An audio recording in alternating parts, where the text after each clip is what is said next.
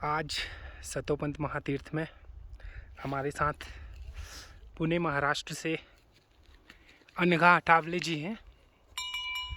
हम जानना चाहेंगे कि यहाँ सतोपंत तीर्थ में हो रहे गंदगी के बारे में वो हमसे कुछ कहना चाह रही हैं। अनघा जी बताइए। मैं यहाँ सतोपंत कुंड के बिल्कुल ऊपर बैठी हूँ। मेरे सामने स्वर्णरोहिणी का पर्वत मुझे दिखाई दे रहा है। ये बहुत ही सुंदर और पवित्र जगह है, लेकिन एक एनवायरनमेंट के हिसाब से अगर मैं इस सब चीज़ों का अगर विचार कर रही हूँ तो मेरे दिमाग में कुछ चीज़ें आती है। जैसे ये लेक है, यहाँ आजू बाजू में सारे पहाड़ है, तो ये पहाड़ में से जो पानी बहता है वही कुंड की तरफ जाता है।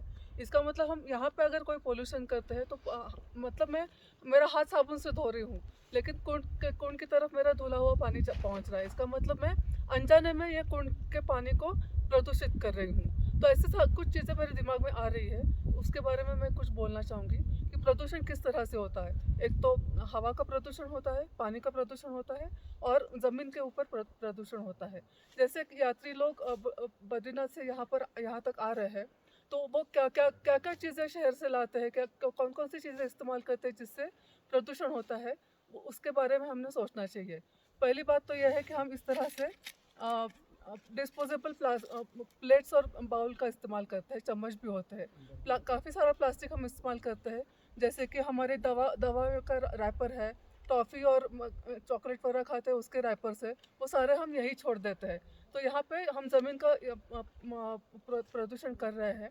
तो इसके लिए मैं सुझाव देना चाहूँगी कि जो हमारे साथ पोर्टर आता है, अगर उसको उत्तराखंड की सरकार अगर कोई इंसेंटिव दे दे कि जितने सारे यात्री आ गए उतना सारा कूड़ा जमा जो कूड़ा तैयार हो रहा है वो अगर पूरा इकट्ठा करके बद्रीनाथ तक पहुँचा है तो उसको कुछ इंसेंटिव मिलना चाहिए।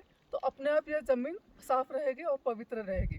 दूसरी चीज़ है कि ये सारी खाने की चीज़ें भी है जो हम इस्तेमाल करने के बाद हम यहीं फेंक देंगे, तो ये ऐसे नहीं होना चाहिए। पूरी प्लास्टिक की बॉटल, इस तरह के सारे रैपर्स, ये सारे हमने वापस बद्रीनाथ तक पहुंचाने चाहिए और उसके लिए वो पोर्टर को उसका इंसेंटिव ज़रूर मिलना चाहिए।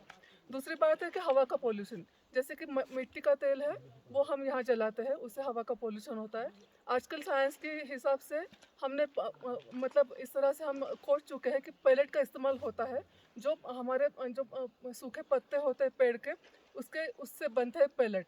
वो जैसे कोयला होता है उसके वो उसके मात्रा में मिल जाता है। जैसे 1 किलो का पेलेट हम यहाँ लेकर आएंगे तो उसकी कीमत भी बहुत ज़्यादा नहीं होती, लेकिन वो इस्तेमाल करेंगे तो मतलब मिट्टी का तेल यहाँ तक लाने की ज़रूरत भी नहीं और उसको जलाने की भी ज़रूरत नहीं है। और वही जो उसकी जो राख बन जाएगी उसी से हमारे बर्तन भी हम धुल सकते हैं। तो हम मतलब प्रकृति से ही हम पैलेट बना रहे हैं, मतलब पेड़ों से पत्तों से हम पैलेट बना रहे हैं और उसी को हम बर्तन साफ करने तक उसका इस्तेमाल हो रहा है। हमारा खाना भी उसी से पक रहा है, तो हम ज़्यादा पोल्यूशन नहीं कर रहे हैं। तीसरी बात है पानी का पोल्यूशन। जैसे मैं यहाँ साबुन का इस्तेमाल करूँगी, ये देखो मैंने विम बार मेरे हाथ में है, या तो फिर मैं अपना मुंह धोने के लिए साबुन का इस्तेमाल करूँगी, तो साबुन है, टूथपेस्ट है, उसमें काफ़ी सारे केमिकल्स जाते हैं जो हमें मालूम नहीं होता। अगर आप गूगल पे देखेंगे कि बड़े बड़े कंपनियों का साबुन, उसमें क्या क्या डाला होता है, प्राणियों की चर्बी उसमें जाती है। टूथपेस्ट लेंगे तो उसमें सारे कैंसर होने वाले केमिकल्स का इस्तेमाल होता है। अगर मैं यहाँ मेरे दांत को साफ कर रही हूँ तो वही पानी बहते बहते कुंड तक जा रहा है। इसका मतलब सारे केमिकल जिससे कैंसर होता है वो सारे केमिकल्स मैं कुंड तक पहुंचा रही हूँ। तो मेरे दिमाग में इस तरह से आता है कि ये तो हम मतलब सदियों से हम यहाँ लोग उत्तराखंड के लोग रह रहे, मतलब हमारी परंपरा है कि हम किस तरह से प्रकृति के साथ रहते हैं।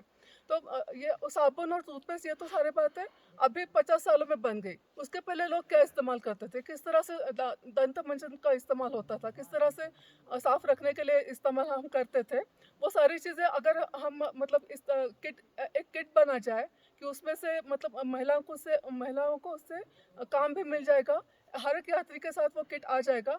उत्तराखंड की सरकार बोल सकती है कि कोई भी केमिकल आप यहाँ मत लाए, कोई भी शहर की चीज़ यहाँ मत लाए, हम सारा आपको सब कुछ आपको एक किट में दे देंगे, बस उसका इस्तेमाल करो और वो उसका जो भी रैपर होगा वो पोर्टर को वापस लौटा दो।